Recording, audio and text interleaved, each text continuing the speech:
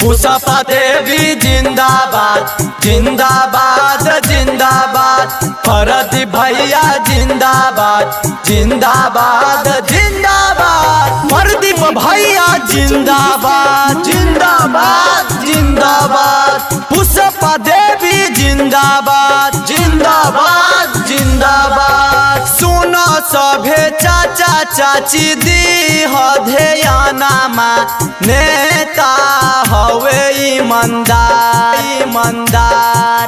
सुनो सभे चाचा चाची दी हो ध्यानमा, नेता हवे ईमानदार ईमानदार। ढोलक छापर बटन दबई हो भैया, मुखिया बनई है अब की बार। अजीत बाला माला बापे नहीं है पुष्पा देवी के, मुखिया बनई है अब की बार।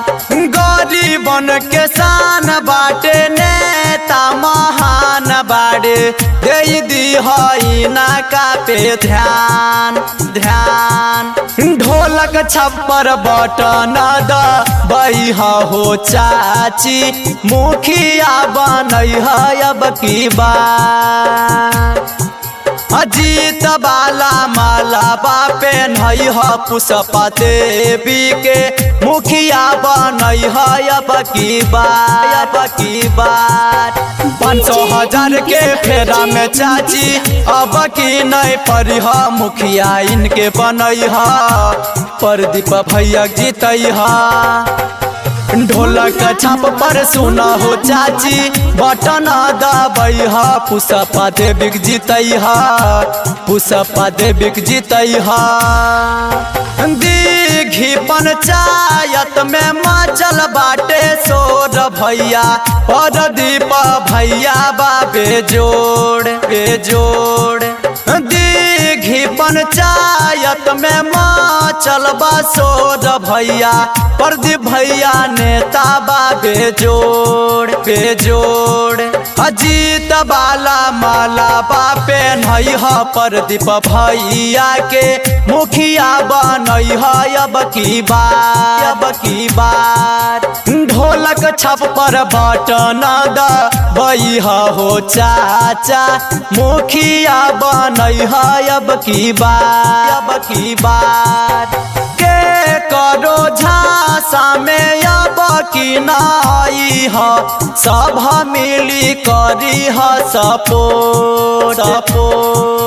ढोलक छप पर बटन दबई हो भाभी, मुखिया बनई है अब की बार।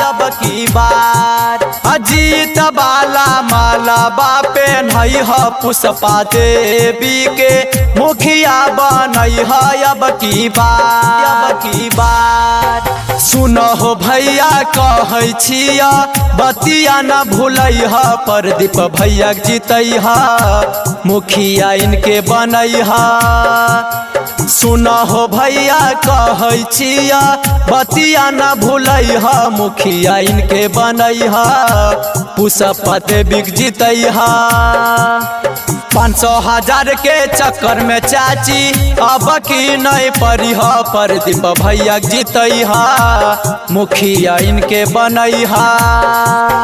डीजे नीतीश रा, डीजे नीतीश रा, मिक्स बाय रोहित रंगीला।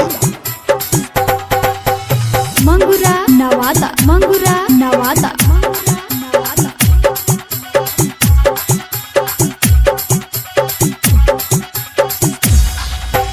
गौआ में विकास करतो, दुख विपत में साथ देतो, दिलवा देतो ई नारायाबा। हर घर में कम खास करतो, नल जल पास करतो, बना देतो रोड वो झका। ढोलक छाप पर बटना दा भैया हो भैया मुखिया बनैहा अब की बार ढोलक छाप पर बटना दा भैया हो भैया मुखिया बनैहा अब की बार ललन यादव डॉक्टर रवि सवा रोहित कहै छ बतिया नहीं भूलै है अब की बार ढोलक छाप पर बटना दा भैया हो चाची मुखिया बनैहा अब की बार अजीत बाला माला बापे नहीं है पुष्प देवी के मुखिया बनैहा अब की बार ए भैया अब की दिघी पंचायत से मुखिया प्रत्याशी पुष्पा देवी के ही जिताना है। Presented by Rana recording studio, Dighi Jammu.